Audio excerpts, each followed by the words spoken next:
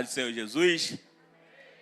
Que maravilha, que manhã maravilhosa na presença do Senhor. Que alegria estar com vocês aqui nessa manhã. Confesso para vocês que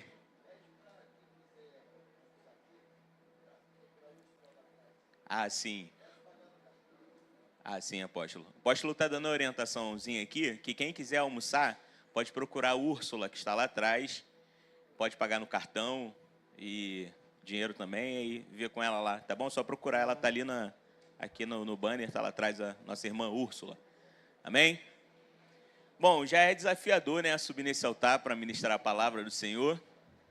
Hoje, então, eu imagino, né, o coração, as pernas, estou trêmulo aqui, principalmente depois dessa palavra de arrependimento. Mas eu creio que o Senhor tem ainda mais para nós, né? Estamos vivendo dias maravilhosos. Que privilégio é esse? Eu gosto de dizer isso aqui, pastora, quando eu assumo esse altar para pregar.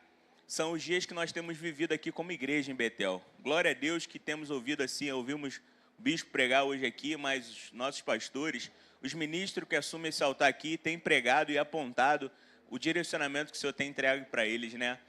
Aquilo que o Senhor tem na sua palavra, aquilo que o Senhor tem entregue para esses dias. Como o bispo disse aqui, nós temos um privilégio, como os homens de Deus, os profetas quiseram viver, que é esse tempo do fim, né? Talvez a gente possa olhar para o nosso lado e ver um caos, mas para nós que conhecemos ao Senhor, é um privilégio viver nesse tempo, né? E assim, diante disso eu quero ministrar a palavra do Senhor, mas antes de iniciar ministrando, quero continuar nesse ambiente, até mesmo orar para que o Senhor possa me usar aqui nesse momento, né, no fim dessa manhã, para o início dessa tarde, para Ele falar aos nossos corações e continuar construindo aquilo que Ele quer para nós diante desse tempo, sabe? Diante desses dias, porque temos vivido dias gloriosos aqui, meses gloriosos diante da presença do Senhor, e assim, que Ele continue a nos fundamentar. Mediante a tudo que nós temos ouvido aqui, ouvi ontem o Café dos Pastores, o preletor dizendo aqui de corações de líderes que têm se corrompido no nosso tempo, de corações de irmãos nossos, né, que têm se perdido. Nós temos lutado e tentado viver, sabe, essa graça redentora, sabe, essa vida com Deus em seriedade, sabe, ainda que erramos, mas assim, nos deparamos com um ambiente desse aqui em que nós temos a oportunidade de nos colocar, sabe, em arrependimento, em um coração direcionado para aquilo que Deus tem para o nosso tempo.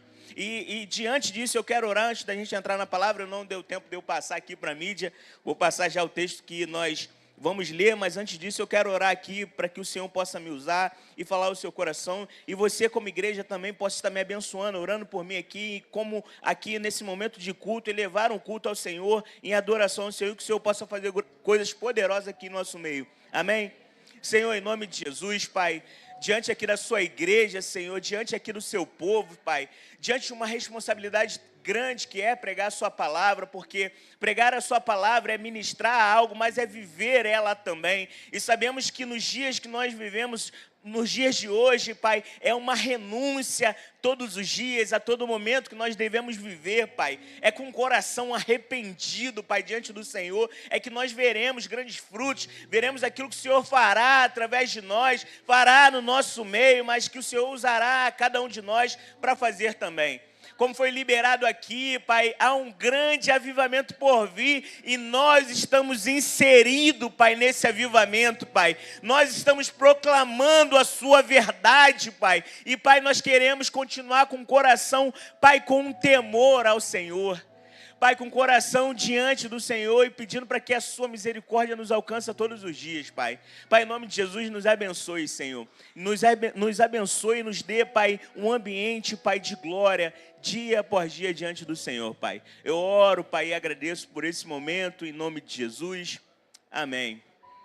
Quero iniciar com um texto que está em 1 Coríntios, no capítulo 15, no versículo 58. Se a mídia puder colocar, por favor, 1 Coríntios, capítulo 15, no versículo 58, que diz o seguinte: portanto, meus amados irmãos, sejam firmes, inabaláveis e sempre abundantes na obra do Senhor, sabendo que o Senhor, o vosso trabalho não é vão. Que pudesse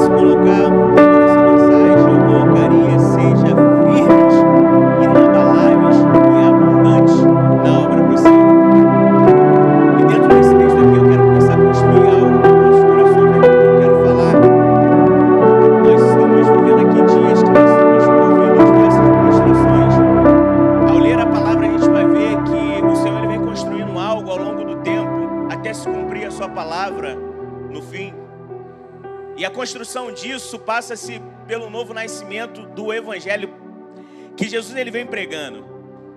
O verbo que era carne, o verbo que se fez carne, ele vem para morrer por nós. E aí ali Jesus morre e cumpre o maior sacrifício na cruz do Calvário. Logo se inicia um outro propósito, que é o nascimento da igreja. E a igreja ela nasce em um ambiente de glória como esse dos dias que nós estamos vivendo. Em um ambiente de Pentecostes. E com o nascimento da igreja, assim como foi ministrado, Pedro ele sai já pregando ali uma palavra poderosa sobre o arrependimento. E ali vidas são acrescentadas ao Senhor, 3.000 almas se convertem, e é algo lindo. E aí o Senhor continua a sua obra com o nascimento da igreja, e a igreja primitiva, ela vive algo poderoso diante do Senhor. E assim como nós vivemos hoje a igreja em casa, o Senhor, Ele começa a fazer a sua obra ali nas casas, algo lindo, sabe? E não só em oração, que eles viviam de forma unânime, ali eles compartilhavam tudo que tinham, sabe? De forma que o mundo se alegravam. A Bíblia diz que eles contagiavam a todos pela forma que eles viviam como igreja. Sabe, não havia necessidade, eles compartilhavam tudo de uma forma que todos eram supridos de todas as áreas. Olha que maravilha! Como viver em igreja, em casas, eu amo isso e nós vivemos isso aqui. Nosso apóstolo compartilhou que no rompimento do nosso avivamento assim, houve um mover aqui, eu vivi esse mover nas nossas casas, Deus fazendo grandes coisas no nosso meio. E coisa linda é o Senhor mover as nossas casas, porque Ele não fala só de um sacerdote, Ele fala de vários sacerdotes que são usados por Deus de uma forma poderosa. Porque quando fomos ali, sabe, acometidos por uma doença que precisamos ser privado, cativo dentro de casa, o Senhor usou a mim e a você para abençoar a nossa família. E aí o Senhor constrói isso na sua igreja, e é lindo. E aí a gente vai ver em Atos, quando o Senhor vai movendo ali as casas, e aí o Senhor também começa a estabelecer a sua igreja através dos diáconos. E aí Deus começa a levantar um corpo ali, porque precisava a ser como Ele disse, que nós como igreja seríamos como um corpo, e Ele o cabeça desse corpo. E ele começa a estabelecer algo, e ele começa a ver a necessidade da igreja, e começa a colocar no coração dos discípulos a forma que ele queria que a igreja se movesse. E aí os diáconos nascem ali, e é muito lindo falar dos diáconos. Eu lembro de Estevão. Estevão estava por aqui agora brincando, não é esse Estevão, mas nós profetizamos que Estevão seja como Estevão foi, um homem cheio do Espírito Santo, sabe, dotado da palavra, ainda que novo, mas sabe, com mais chama, que aquela perseguição não impediu, sabe, a glória de Deus que estava por vir na vida dele e daqueles que viam tudo aquilo que Deus estava fazendo. Assim seja com Estevão também. E ali Estevão, ele diante daquele povo, ali desse cenário, daquela perseguição, ele diante daqueles homens que estavam para apedrejá-lo, para persegui-lo, para matá-lo. E aí ele é lindo ali, porque algo que eu gosto muito de falar, que a pior coisa que o diabo pode fazer com o homem de Deus é dar um microfone na mão dele. Pedro, diante dessa perseguição, recebe a palavra, ele começa a pregar, sabe, com uma ousadia. E aí se inicia. Mas toda grande obra de Deus, que Deus levanta grandes homens que entenderam o sentido do arrependimento, entenderam o sentido da sua vida com Deus, se levanta também grandes perseguições, se levanta também grandes opositores, se levantam homens contrários daquilo que Deus quer fazer. E esses homens que são levantados, essas perseguições, essas coisas que estamos vivendo, às vezes contrárias à nossa vida, é da vontade de Deus também. Deus levanta homens para perseguir os seus, sabe? Porque, na verdade, isso não fala dos perseguidores, mas fala de nós, como homens de Deus e mulheres de Deus, diante daquilo que Deus quer fazer no seu tempo, com a sua geração. E aí, quando se levanta os opositores, e aqui eu quero iniciar a nossa palavra diante desse texto e de quem estava falando esse texto aqui, que nós precisávamos ser firmes, constantes, inabaláveis diante do Senhor, que é o apóstolo Paulo. Apóstolo Paulo, ele se levanta também nesse texto, na perseguição contra Estevão e o diácono do Senhor ali, de uma forma muito interessante. Aqui começa um destaque de um homem que foi levantado por Deus para perseguir a igreja. Sabe, perseguir um homem que, sabe, matava, perseguia, humilhava. Homem esse que tinha no seu coração que estava fazendo algo para Deus. Ora, um homem que culturalmente muito inteligente, muito sábio diante da lei, foi criado aos pés de Gamaliel, dominava. Saulo, ele não era qualquer um, ele era um homem que dominava a Torá, a lei da época. Era um homem especialista no que estava fazendo. Para ele, no coração dele, o sentido das coisas era perseguir, e para ele estava fazendo aquilo que agradava a Deus. Ora, esse homem que tinha uma influência muito grande, porque nós sabemos, se você conhece uma pessoa inteligente hoje, você olha para ela com um olhar diferente, tu fala assim, você para dar ouvido. Essa pessoa que sabe o que ela está falando, ela domina o que ela está falando. E bom é estar com pessoas assim também inteligentes, porque agrega para o nosso conhecimento. Sabe, a gente sentar com mestres que sabem nos ensinar, tem algo a nos passar, isso é maravilhoso.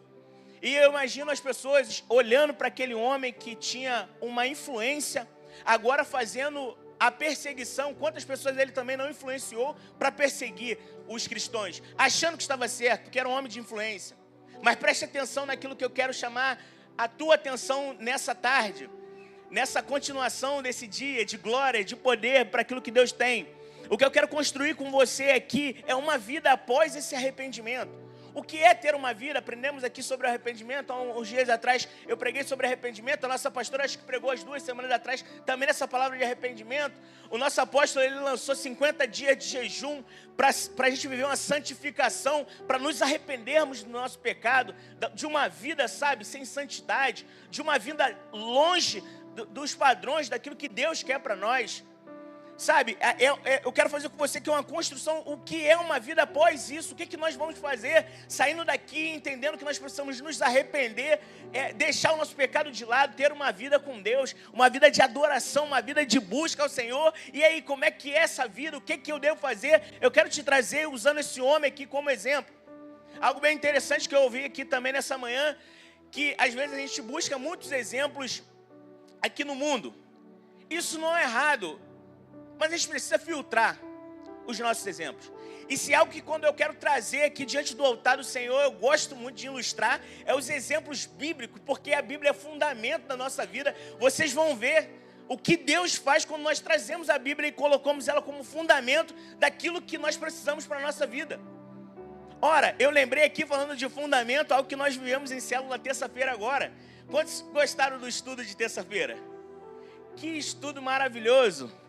O estudo esse nos preparando para esses dias. Viemos nessa pegada no estudo da célula, nos preparando.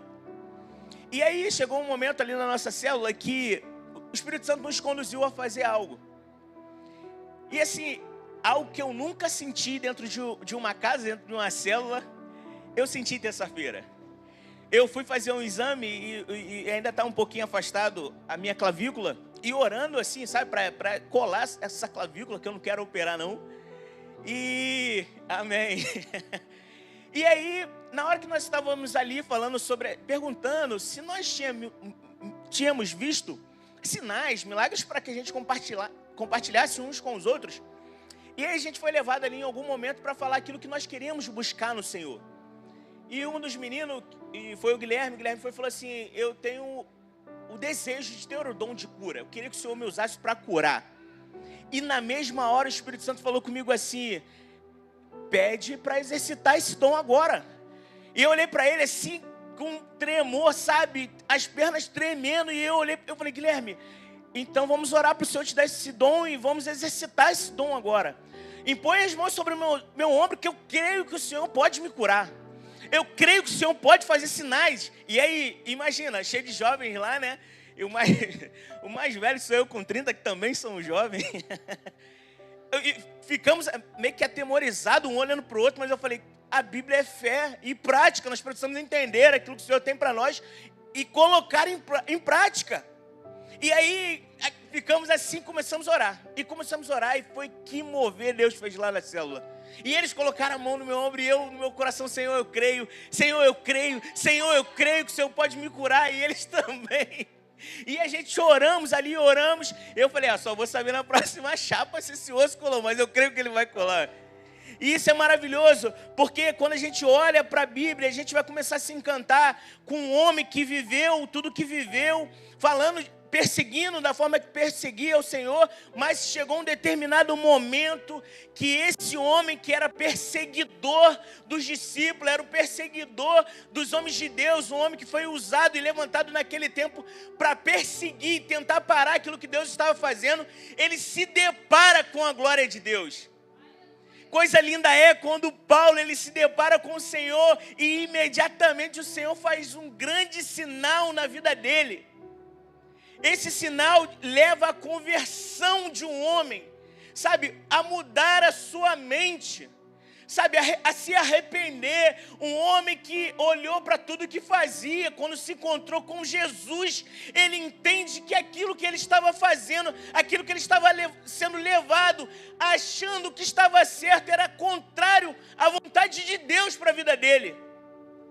E esse homem se depara com a glória do Senhor e ele começa a sua trajetória como um discípulo, aprendendo, vivendo experiências maravilhosas. A primeira experiência é de ver a glória do Senhor, se encontrar com a glória do Senhor. Talvez você esteja aqui pensando o que eu preciso fazer para viver grandes frutos. E a primeira coisa que você precisa entender é se encontrar com a glória de Deus. E talvez você esteja aqui falando, Orlando, mas eu já me encontrei com a glória de Deus, então vamos para o próximo passo. Se você se encontrou com a glória de Deus, há uma necessidade de ter o reflexo disso. Nós precisamos exercitar isso diariamente. E olha o reflexo desse homem. 1 Timóteo, tem alguns textos que eu vou ler em Timóteo, se vocês quiserem deixar aberto, para a gente ir construindo e acompanhando algumas coisas. Põe 1 Timóteo capítulo 5, do versículo 8, que eu vou pedir um auxílio para me beber um pouquinho d'água. Queria que vocês me ajudassem e lessem esse texto comigo. 1 Timóteo no capítulo 5, no versículo 8. No 3, lê comigo. 1, 2, 3.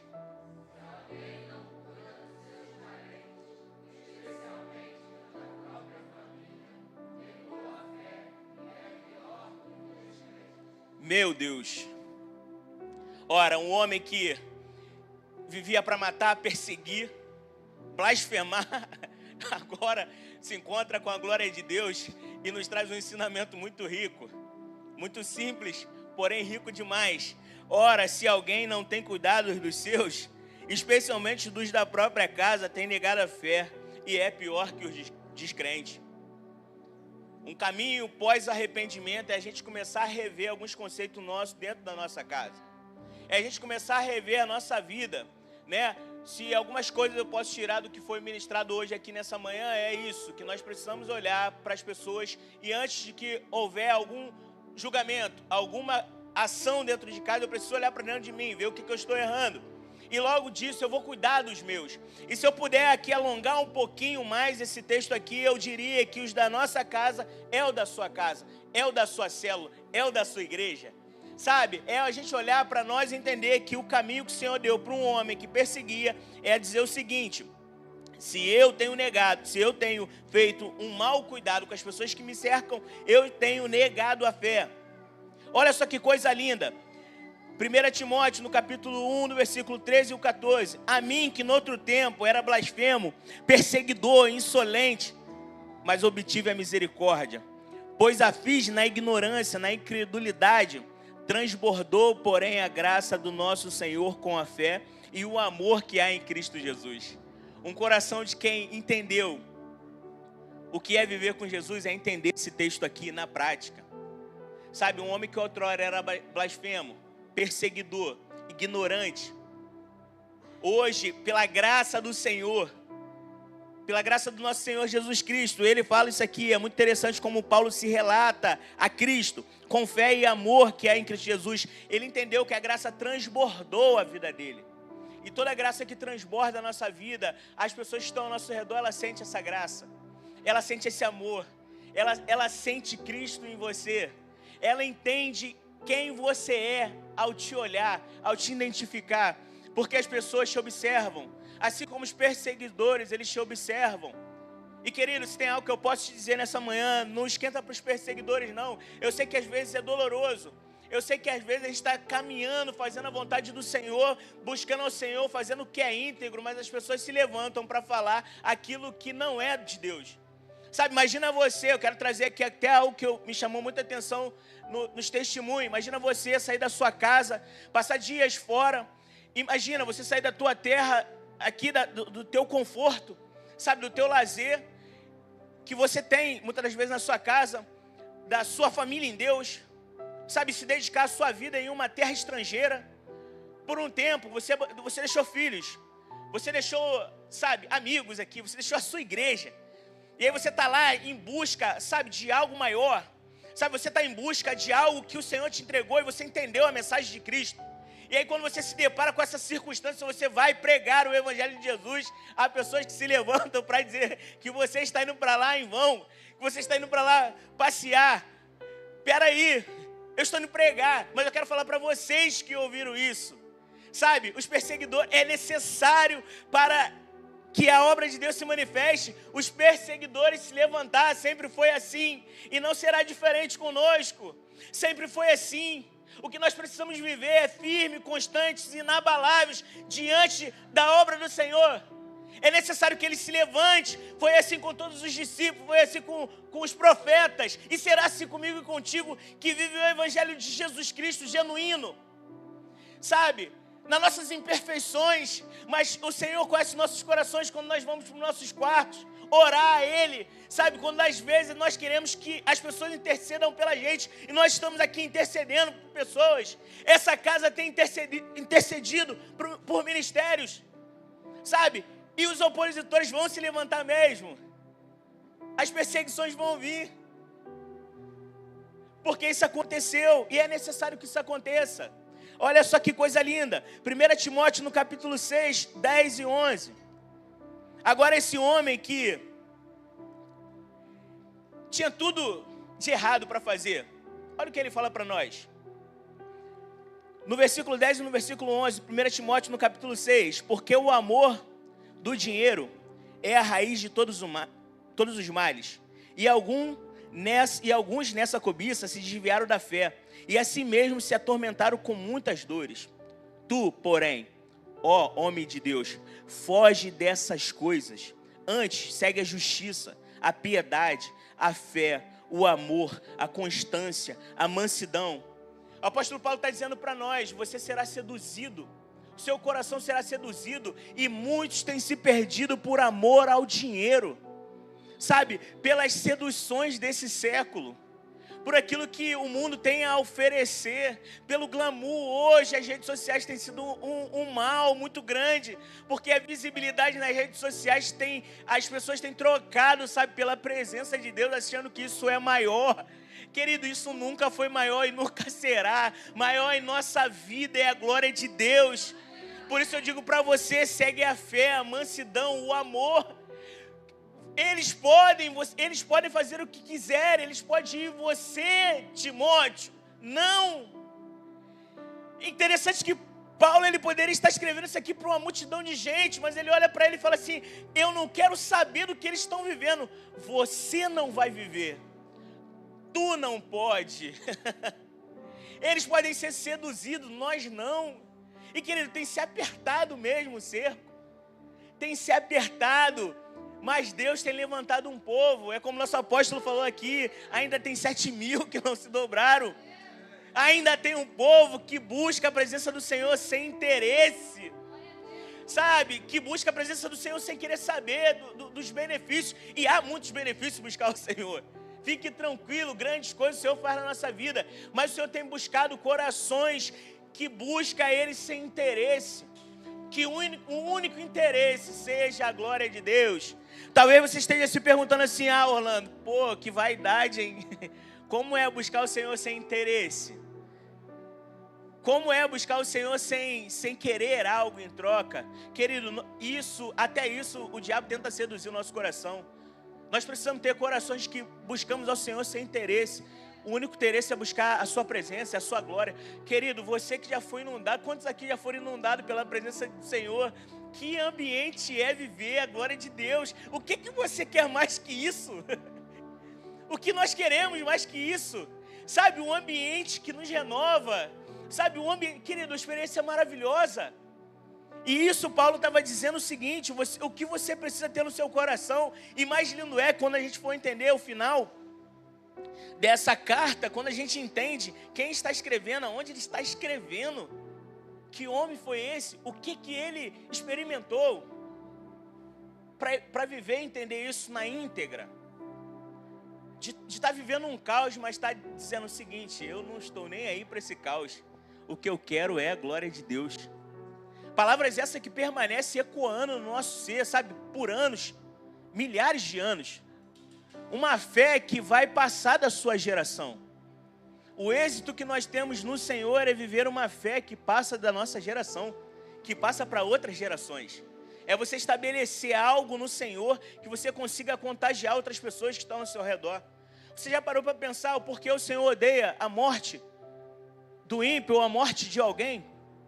Você já parou para pensar nisso? Porque o Senhor odeia quando alguém morre. Porque gerações são interrompidas. E o plano do Senhor não foi que gerações fossem interrompidas. E você sabe por que o Senhor se alegra muito quando a salvação, quando Deus te usa para salvar alguém?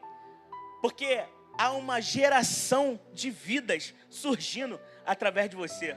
É por isso que o diabo ele tem uma fúria na nossa vida. Porque quando você salva alguém, você não está salvando somente aquela pessoa. Você está salvando uma geração que estava para ser perdida. E o Senhor te usou, você já parou para pensar isso? Você já parou para pensar quantos lares destruídos estão ao nosso redor? Quantas pessoas a gente olhar e ver que, às vezes, na nossa ótica humana, na nossa perspectiva, aquela família ali será geracional da forma que é, o estado que é. Mas aí chega você lá. E aí o diabo se espanta, porque na mente dele a geração daquelas pessoas é uma geração corrompida. Mas chega alguém cheio de graça, cheio de amor, cheio de fé, cheio de compaixão. Ele sabe que os planos dele serão interrompidos e nascerá uma nova geração cheia de graça, cheia de fé, sabe, abundante, inabalável. Sabe, eu não sei se vocês já repararam algumas pessoas que rodeiam você, que você fala assim, meu irmão, aquela pessoa ali vive uma turbulência na vida dela. Mas a pessoa está ali firme, buscando ao Senhor, sabe, constante na obra dele. É porque ela entendeu o sentido de nascer de novo.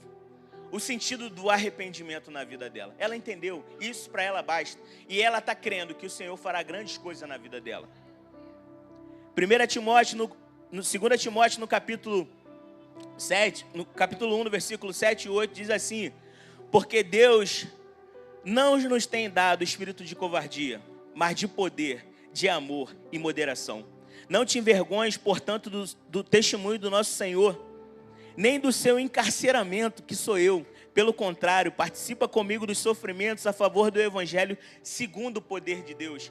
Esse texto aqui é muito lindo para os nossos dias. Olha como é maravilhosa a palavra do Senhor e como se encaixa a palavra do Senhor nas nossas vidas. Preste atenção nesse início, porque Deus não tem nos dado espírito de covardia. Algumas traduções vai dizer espírito de medo.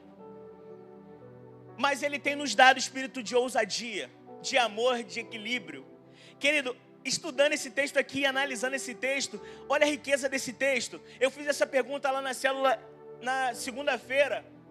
Qual tem sido o mal do século para parar muitas pessoas? O que o diabo ele tem levantado para tentar parar uma geração, para tentar parar a nossa geração? O que tem gerado uma crise mundial? O diabo ele viu que algumas estratégias que ele estava usando para matar e corromper muita gente fora de casa não estava sendo tão útil, então ele utiliza uma estratégia dentro de casa. Isso nós temos visto em muitos vídeos. Quantas crianças vendo vídeos em celulares e tentando suicídio, tentando, sabe, jogos que têm tentado matar a mente dos nossos jovens, as nossas mentes também, porque isso tem alcançado gerações. O diabo implantou algo no nosso meio que é uma crise geracional. Sabe, uma crise de ansiedade, síndrome do pânico, o medo. sabe, uma depressão profunda. E aí, se a gente se deparar o porquê estamos caminhando para isso, o porquê vidas têm se perdido, é porque fugimos de um princípio, que é a palavra de Deus. Porque o Espírito do Senhor não é espírito de medo, não é espírito de covardia, mas é de poder, é de equilíbrio, é de amor. Prestou atenção nisso? Se você for olhar e relacionar essa doença, porque eu comecei a ler alguns livros para entender, e eu quero te dizer algo aqui também, já para fazer uma observação. Claro que nós entendemos a medicina, eu sou de exatas e gosto muito das ciências exatas, humanas também é bênção demais, eu gosto muito de estudar, apesar de amar matemática, é muito difícil. Eu compartilho às vezes lá no meu status alguns cálculos que eu faço, que é muito louco esses cálculos. Meu irmão, eu não sei o que esses caras entenderam na matemática. Eu não sei, uma das coisas que talvez eu não sei se é para facilidade para você. Para mim foi uma dificuldade que eu tinha, uma dificuldade muito grande com regras de sinais. Entender que menos com menos dá mais. Entender que mais com menos dá menos. Como é que isso entra na nossa mente? Meu Deus, y elevado ao quadrado igual a x. Que aí você tem que diminuir pelo expoente, multiplicar pela base. E eu falei, meu Deus, o que eu estou fazendo aqui? Porém, isso é muito rico. Algo bem interessante que eu vou trazer aqui, uma dessas fórmulas, né? A parábola é uma matéria na matemática, é bem interessante, que se você for observar a colher que você se alimenta, ela tem um sentido, aquela curva. E aquela curva só é feita porque tem um cálculo ali, baseado dentro da sua boca, para aquela matéria ou aquele objeto não te machucar. E isso é matemática. Então você vê a importância que Deus deu a tudo. E eu não vou desconsiderar isso. Mas eu quero te trazer para o primeiro princípio, que fundamenta a nossa vida. Porque o mal do século que tem imperado em nosso meio é o desequilíbrio. É a falta de amor. Porque as pessoas se isolam. Porque as pessoas vão para dentro de um quarto, se esconder e não querer ver ninguém. É porque para ela não faz mais sentido a vida. Ela já ficou desequilibrada. O espírito de medo já tomou ela. Sabe, na mente dela, ela já não é amada. Por isso que está aí um impacto. Você quer ver você gerar um impacto nessa geração. Chega na rua para alguém que você não conheça, talvez, e olha para essa pessoa e fala assim, meu irmão, Deus mandou eu te dar um abraço. E você vai ver o impacto que vai ser gerado nessa vida. Porque as pessoas estão andando aí sem amor. Sabe, e o princípio que Deus quer estabelecer para nós na sua palavra, e se nós vivêssemos dentro dessa palavra aqui, muitas coisas que nós vivemos, nós não viveríamos. Porque o Espírito do Senhor é um espírito de ousadia, de amor, de poder. Quer desconstruir alguém que tem passado uma crise de ansiedade absurda próximo de você? Comece a dar amor, comece a dar atenção, comece a abraçar mais. Começa a ser ousado, porque para você dar amor, você precisa ter um espírito de ousadia. E aí, muitas coisas que nós temos visto, vai começar a ser desconstruída. Porque às vezes nós pensamos o seguinte, que nós vamos mudar o mundo usando as redes sociais de uma forma geral, que aquela palavra vai impactar e eu vou ter 1 milhão de seguidores sendo impactado pelaquela palavra. Não é isso que o Senhor quer de nós. O Senhor quer de nós que você comece a mudar as pessoas que estão ao seu redor. Aonde você colocar os seus pés, que você mude lá. E quem está falando isso aqui é um homem que entendeu o sentido de viver a Cristo. Há 2000 anos atrás, esse homem entendeu isso e nós estamos usando isso aqui. E passará 10, 15, 20 anos, as pessoas que estão sendo marcadas por você viverá aquilo que o Senhor tem feito na sua vida. Seguindo um pouquinho. Eu nem sei quanto tempo tem, o apóstolo não me passou. 2 Timóteo, no capítulo 1, no versículo 12. E por isso estou sofrendo essas coisas, todavia não me envergonho, porque sei em quem tenho crido. E estou certo de que Ele é poderoso para guardar o meu depósito até aquele dia. O apóstolo Paulo está dizendo o seguinte aqui nesse texto. Eu estou preso, sendo perseguido, sabe, apanhando de uma forma injusta. Eu não fiz nada para merecer o que eu estou vivendo agora. Agora Paulo está vivendo na pele, entendendo o que ele fazia. Porém, ele está dizendo o seguinte para nós. Eu não me envergonho desse evangelho. Eu não me envergonho de estar preso por esse evangelho. Eu não me envergonho por nós estarmos vivendo um tempo que as mídias têm tomado a frente para dizer que nós somos loucos. Eu não me envergonho porque a mídia tem tomado uma influência tão grande para dizer que nós somos quadrados. E isso eu estou te dizendo de uma forma saudável aqui, daquilo que eles nos chamam. E querido, eu não me envergonho desse evangelho que é o poder de Deus. Eu não me envergonho deles dizerem o que eles têm falado. Eu não me envergonho disso. Querido, as perseguições vão começar. Estamos caminhando para isso.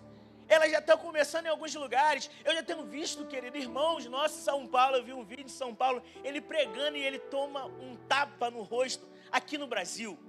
E eu fiquei vendo aquele vídeo e isso mexe muito com a gente. E aquele homem abre a sua palavra e continua a pregar. Querido, o evangelho de Jesus Cristo, ele vai nos tirar da zona de conforto. No seu trabalho você não será bem visto porque você prega a verdade. A cultura, nós que estamos na faculdade, você que está estudando, vai se preparando porque é cultural. Você chegar diante de uma faculdade, diante de um local e tem faixas espalhadas sobre a tolerância e dizendo que nós somos intolerantes. Porque nós decidimos pregar. Querido, continue sem vergonha. Pregue o evangelho. Sente-se do lado dos seus amigos que está dizendo o seguinte: como assim eu preciso me casar para me relacionar com alguém? Sim, você precisa se casar para se relacionar com alguém. Não se envergonhe disso. Não se envergonhe do tempo. Ah, querido, como eu queria, algo que quando eu casei com Mila, que no altar eu falei para ela, como eu queria ter casado com você, virgem. Como eu queria ter te conhecido primeiro. Eu não me orgulho do tempo que eu passei lá atrás. Eu me orgulho do que eu vivo hoje. Como é prazeroso para você que tem se guardado, se guarda mesmo. Espere no Senhor. Não ouça o que as pessoas têm falado aí fora. Não deixe essas pessoas sem influência, acharem que são influenciadores, te influenciar. Porque quem nos influencia é Jesus. Eu estou pregando para uma geração que está sendo influenciada por Jesus. Que está sendo influenciada pelo evangelho da cruz. O evangelho que quando alguém diz aqui em cima, eu vou falar sobre arrependimento, vou falar sobre uma nova vida. A nossa oração precisa ser o seguinte: Senhor, me acerte hoje. Me acerte hoje, porque é isso que o Senhor tem para nós. 2 Timóteo, já estamos chegando para o final. Apóstolo Paulo vai dizer no capítulo 2, no versículo 22 e 25, foge, outro sim, das paixões da mocidade. Segue a justiça, a fé, o amor e a paz com os de coração puro, invocam o Senhor. E repele as questões insensatas e absurdas, pois sabeis que só engendram contendas. Ora, é necessário que o servo do Senhor não viva a contender, e sim deve ser brando para com todos, aptos para instruir, que se opõem na expectativa de que Deus lhe conceda não só o arrependimento para conhecerem a plena verdade. Querido, é oposição o tempo todo contra as coisas que são desse mundo, contrária às nossas vontades. É oposição, abrir os olhos, é viver uma vida se opondo daquilo que o diabo tem tentado colocar no nosso meio. É viver uma vida disposta. Aqui ele diz o seguinte, sempre apto a ensinar. Querido, tem pessoas sedentas, precisando ser ensinadas daquilo que Deus tem. Haverá momentos que elas tentarão te confrontar, mas quando nós estamos cheios do Espírito Santo, cheio da presença do Senhor, o Senhor vai te dar discernimento e sabedoria para conduzir toda ocasião. Se prepare, foge das paixões desse mundo, foge das paixões na mocidade. Sabe, uma cultura que o diabo tem tentado implantar no meio dos nossos jovens, no nosso coração. Eu digo até para você, para nós que somos pais, maridos, o diabo tem tentado seduzir, sabe, com os costumes e prazeres desse mundo. Até nisso o Senhor nos dá discernimento para fugir das más conversações, sabe? E isso tudo nós temos aonde? Aqui. E eu estou caminhando para o final aqui, queria pedir até para o Ministério de Louvor ir se preparando. Não precisa vir, mas só ficar atento que eu estou chegando no ponto final. Em Filipenses, no capítulo 1, no versículo 23 e 25, esse texto mexe tanto comigo. Esse texto aqui, o apóstolo Paulo, ele teve algo que, sabe, nós que fomos marcados devemos ter. Se é algo que você quer que o Senhor te marque, e junto com os meninos lá, eu até revelei algo para eles também, que todos os momentos de ambiente aqui que tem, de cura ou de libertação, em que haverá novas unções, em que o Senhor quer liberar algo, meu coração se enche para o lado de cura. Senhor, eu quero ser usado para curar. E terça-feira lá com os meninos na célula, quando o Guilherme falou, eu falei também que eu tinha esse desejo, o Senhor me lembrou que eu tenho uma tia, e ela é surda, né? E o Senhor também me constrangeu com algumas coisas. Porque todas as vezes que eu pedi ao Senhor para que o Senhor me usasse para curar, para que a glória dele fosse manifestada, para que o reino dele fosse glorificado, o Senhor me lembrou de que eu tenho alguém em casa que eu possa exercitar isso todos os dias. Querido, a fé em Jesus é louca. A fé em Jesus são coisas loucas, e nós temos aprendido isso aqui. E exercitar isso, para nós, às vezes será confronto. Para nós, às vezes, será desafiador. Mas nós precisamos romper com isso, ter um espírito de ousadia. Senhor, me dá um espírito de ousadia, espírito de amor. Sabe, me dá um espírito mesmo de ousadia. E aí o Senhor começou já a conduzir o meu coração. Eu estou testemunhando para vocês antes, porque eu quero testemunhar para vocês depois dela ouvindo.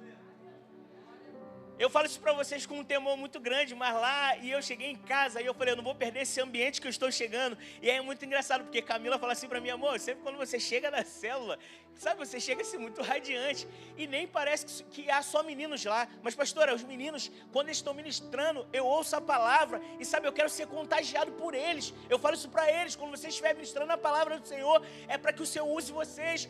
Quando vocês pegarem um louvor, para que vocês estejam no louvor na semana seguinte, estude esse louvor, ministre esse louvor, ore em cima desse louvor, para que a gente veja a manifestação da glória do Senhor aqui, e Deus usando vocês. Sabe, esse exercício de fé. E eu fiquei assim, e aí eu cheguei em casa, contei para Mila e falei assim, Mila, mas Deus falou algo ao meu coração. É muito louco, porque é na minha família. Deus pediu para mim exercitar as orações sobre a minha tia. E querido, eu não sei como Deus vai fazer, mas eu estou sendo movido a exercitar isso. Sabe, algo que eu quero para nós aqui também, os nossos pastores têm liberado um dom sobre as nossas vidas, aquilo que o Senhor derramou sobre a vida deles. E a minha oração para essa casa aqui, diante da presença do Senhor, diante do Espírito Santo do Senhor, é que as ambulâncias que passar nessa rua aqui, antes que vá para o PAN, antes que vá para algum lugar, elas parem aqui, porque aqui haverá sinais. O Evangelho de Jesus, que eu creio, é sinais do poder dele. Sabe, isso aqui não tem como nos mover na emoção se não for pelo Espírito, porque nós vamos ver assim, na verdade nós continuaremos a ver aquilo que Deus tem feito nessa casa.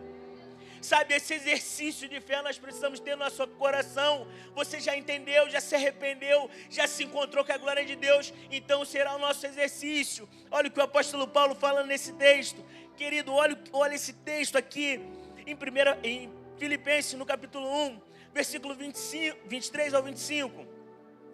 Ora, de outro lado, estou constrangido, tendo o desejo de partir e estar em Cristo, o que é incomparavelmente melhor.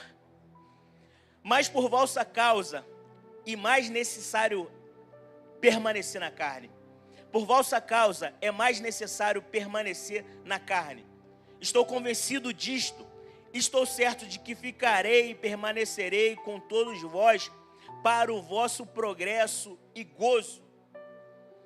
O apóstolo Paulo está dizendo o seguinte, para mim seria infinitamente melhor estar com Cristo, mas por amor a vocês, eu vou permanecer. Sabe para quê? Para o seu gozo, para a sua alegria.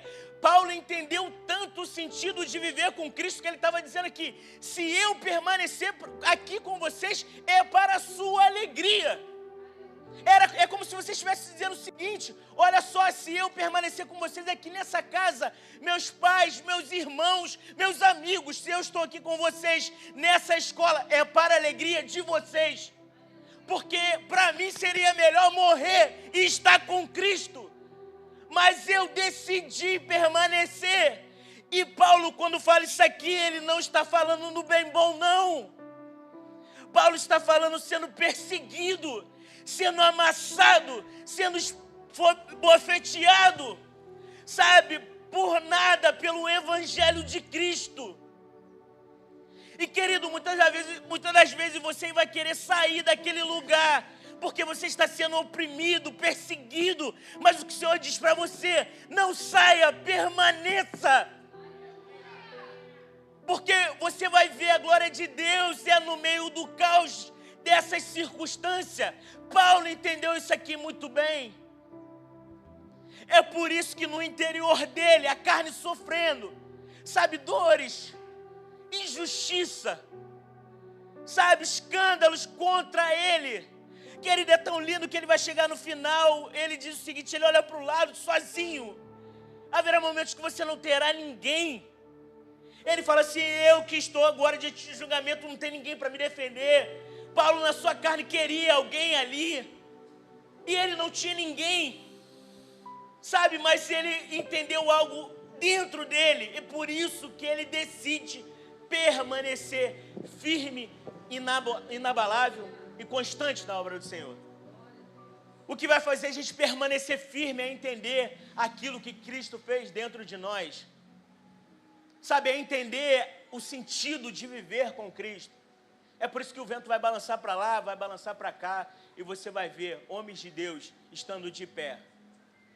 É por isso que talvez você vê aqui as lutas que os nossos pastores passam, que o seu líder passa, que você passa.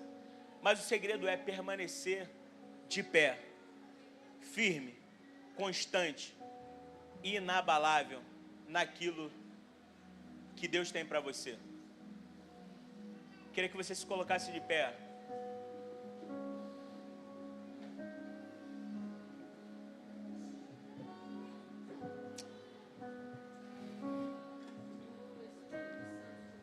Não saberemos a volta do nosso Senhor. Não saberemos. O Senhor deixou algumas dicas para nós no texto, mas de verdade, o dia que o Senhor voltará, nós não saberemos. O Senhor deixou alguns sinais. O Senhor deixou algumas formas para a gente entender o tempo. Ele diz que Ele virá como um ladrão. Nós não sabemos quando Ele virá, né? Isso é sinal que nós precisamos nos preparar a todo momento. E querido, deixa eu te dizer algo, não está longe não. Não está longe não da gente viver. E glória a Deus por isso. Querido, glória a Deus por isso. Quantos podem dar um glória a Deus que nós estamos vivendo esse tempo? Ah, querido, é tempo e fora de tempo. Nós precisamos pregar. É em todo momento, querido. É em todas as circunstâncias. Você é privilegiado de estar aqui, assim como eu sou privilegiado de estar aqui, ouvindo uma mensagem, nosso coração sendo incendiado. Sabe, 4 dias da glória de Deus, e nós somos constantes, vamos viver mais dias assim. Sabe, nós temos experimentado mesmo daquilo que Deus tem feito no nosso meio, e isso é maravilhoso. Mas permaneça firme naquilo que Deus tem para você. Não fuja disso. Não deixa que um namoro venha roubar a presença do Senhor na sua vida. Não deixa que o seu casamento venha roubar a presença do Senhor na sua vida. Não deixa que seus amigos venham roubar a presença da sua vida. Não deixa que as críticas venham roubar a presença do Senhor na sua vida. Não deixa que as adversidades venham roubar a presença do Senhor na sua vida.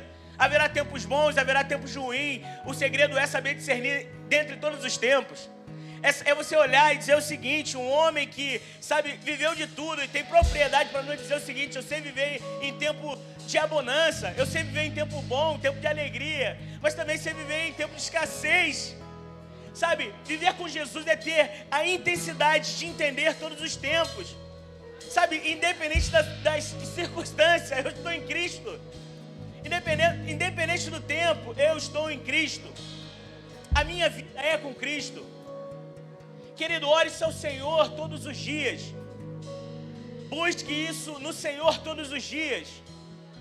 O sucesso de uma vida com Deus é entender aquilo que Paulo deixou para nós, aquilo que Cristo deixou para nós, através dos seus apóstolos, através da sua palavra. É linkar a Bíblia a todo momento e falar: meu Deus, está se cumprindo. É olhar para o caos que nós estamos vivendo e se alegrar não pelo caos, mas pelo cumprimento da palavra do Senhor. é se deparar com pessoas blasfemando de você e dizendo o seguinte: aquilo que vocês olham e vocês acreditam é mentira, você acha que o mar vai se abrir? Você acha que alguém é capaz, o maior peixe... Querido, eles não sabem, mas tem pessoas estudando a dimensão de um peixe para saber se o homem foi capaz de introduzir um peixe. Isso não fala para eles, isso fala para nós da dimensão do poder de Deus. O que eu preciso entender é que quando alguém se opõe dizendo que é uma mentira, que o mar não se abriu, é eu entender a grandeza de Deus nessa terra. Eu tenho que olhar para tudo aquilo que Deus faz e saber, meu Deus, isso aqui é soberano. Somente Ele poderia fazer. E que Deus abençoe a sua vida. Nós possamos continuar firme naquilo que o Senhor tem nos entregado esses dias.